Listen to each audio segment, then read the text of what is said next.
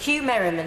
Thank you, Madam Deputy Speaker. Can I warmly welcome you to your place and also warmly recommend and welcome the Gibb report on the performance of Southern Rail and thank Chris Gibb for posing some serious challenges for us all to consider this afternoon.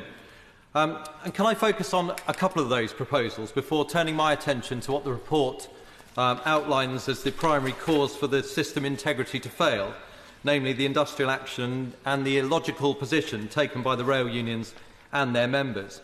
So firstly, if I can talk about the resilience in the system. Rail has been one of the great success stories of the last 20 years, but its success has caused the current problem in that passenger numbers have doubled, but the investment in trains and track has not. And with 23% of all rail passengers using the Southern network, it only takes, as this report makes clear, one ingredient to fail and the entire network goes down. There are difficult sections within this report for honourable members to consider. It recommends that trains non-stop at more stations, that daytime closures occur to allow for engineering, off-peak services are reduced to give more resilience and prepare for the challenge of the peak period and rush hour, that Gatwick Station is transferred over to the airport operator, and that depots are transferred to reduce empty trains on the network. It is important that we focus on the big prize and recognise that it is these series of measures which taken together could give the system the resilience it so badly needs. Can I also just touch on the transfer of some services from Southern to South Eastern, another recommendation? My neighbour, the Right Honourable Member for Hastings and Rye, has been the champion of a project to extend High Speed 1 from Ashford to Bexhill, Hastings and Rye. With the innovation of train technology, meaning that expensive overhead electrification can be substituted by hybrid trains which charge themselves over track, my Right Honourable Friend's project looks within reach. It would require this part of the network to be transferred from Southern to South Eastern, so we together welcome this same recommendation in the report. And we ask the Department of Transport, Network Rail and the train operators to make the necessary investment in extending High Speed 1. As the Gibb report highlights, Southern Sussex Coast is at the bottom of the table for capacity, with only 52% of passengers satisfied that they have sufficient carriage space.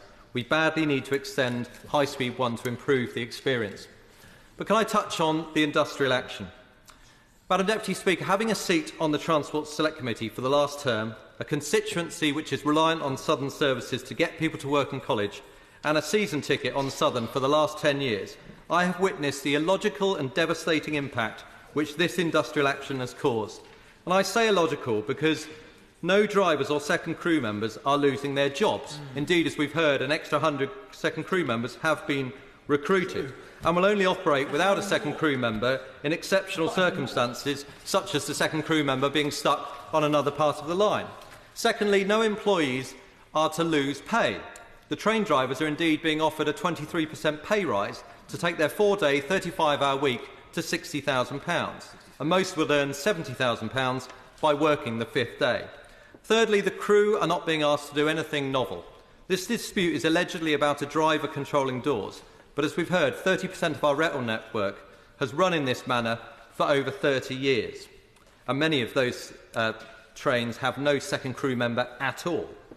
And fourthly, this is deemed a safe practice. Now, Madam Deputy Speaker, we've touched on the report from Dr Ian Prosser, the rail safety regulator. His report was called on by the rail unions to confirm whether this practice was safe.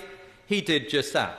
And I find it somewhat distressing because in addition to it being as safe, there are arguments that it's even safer.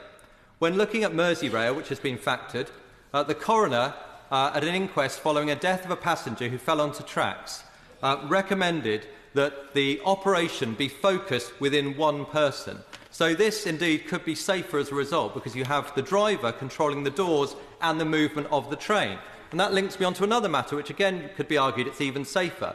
As I saw when I went with the Transport Select Committee to view in a train driver's cab and travel with that train, the video display unit shows when the carriages are opening or closing. It's entirely possible to see what's coming in and out, and that's what the rail regulator has opined on. But in addition, that video has the capability to run as the train moves through the station.